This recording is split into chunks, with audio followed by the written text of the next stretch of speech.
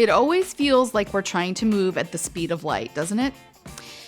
Get from here to there as quickly as possible, instant transfers, download music and movies in the blink of an eye.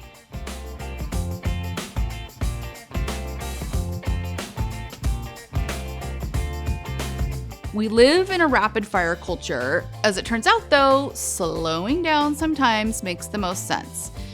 What times am I talking about? Well, I'm talking about negotiations. If you're considering buying or selling a home this year, you're very likely going to engage in some kind of negotiation, dealing with everything from costs to costly repairs. How you fare in those negotiations often comes down to a single factor: how slow or fast you choose to go. Allow me a moment to explain. For the sake of conversation, I'm going to refer to the people across the negotiating table as your opponent. Those people want a very different outcome than you do. Moving fast puts an extra amount of pressure on both you and the opponent. When you try to move too quickly, what tends to happen? Well, you don't hear things as clearly as you could.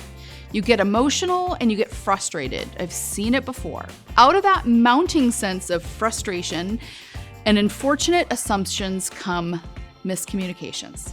Slammed phones, hurt feelings.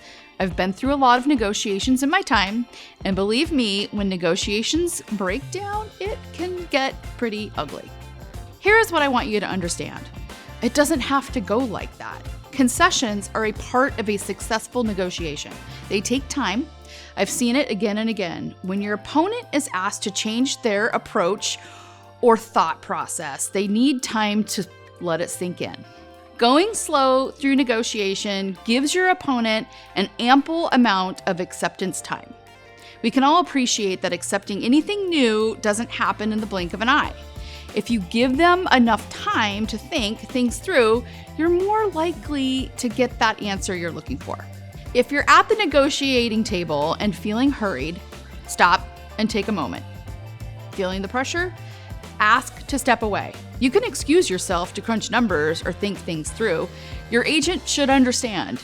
If you've hired the right person, they should recognize where you're at and encourage you to take that time. Good negotiators have one thing in common. They take their time. They know bargaining is a process. I have seen more than my share of clients lose ground because they get in a hurry. If you're interviewing agents, ask about their negotiating style. Do they understand how to bargain? Or are they going to push for that quick answer? You want someone like me who can slow the process down.